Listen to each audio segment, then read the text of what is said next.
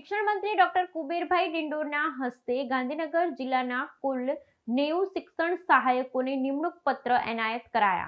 શિક્ષણ મંત્રી ડોક્ટર કુબેરભાઈ ડિંડોરના હસ્તે ગાંધીનગર જિલ્લાના કુલ 90 શિક્ષણ સહાયકોને નિમણૂક પત્રો એનાયત કરાયા।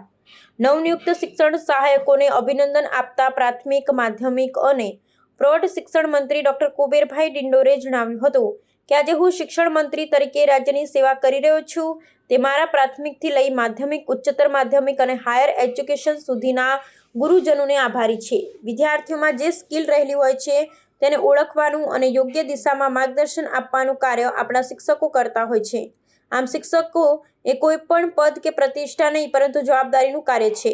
રાજ્ય સરકાર દ્વારા બિનસરકારી અનુદાનિત માધ્યમિક અને ઉચ્ચતર માધ્યમિક શાળામાં ઉચ્ચતર માધ્યમિક શિક્ષણ સહાયક ભરતી પ્રક્રિયા 2025 અન્વયે ગાંધીનગર જિલ્લા સહિત રાજ્યભરમાં કુલ 3243 ઉચ્ચતર માધ્યમિક શિક્ષણ સહાયકોને નિમણૂક પત્રો વિતરણ કરવામાં આવ્યા હતા, જેને ભાગરૂપે ગાંધીનગરના ઈશનપુર મોટા ખાતે શિક્ષણ મંત્રી ડોક્ટર કુબેરભાઈ ડિંડોરના વરદ હસ્તે આજે ગાંધીનગર જિલ્લાના કુલ 90 શિક્ષણ સહાયકોને નિમણૂક પત્રો એનાયત કરવામાં આવ્યા હતા।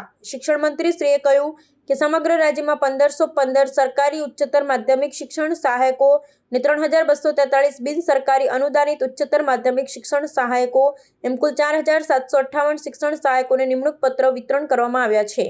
તેમણે જણાવ્યું, વડાપ્રધાન શ્રી નરેન્દ્રભાઈ મોદી જ્યારે રાજ્યના મુખ્યમંત્રી હતા ત્યારે શાળા પ્રવેશોત્સવ અને કન્યા કેળવણી જેવા અનેક અભિયાનો થકી ગુજરાતને વધુ સુશિક્ષિત કરવાનું ઉમદા કાર્ય કર્યું છે, જેને મુખ્યમંત્રી શ્રી ભૂપેન્દ્રભાઈ પટેલ સુપેરે આગળ ધપાવી રહ્યા છે।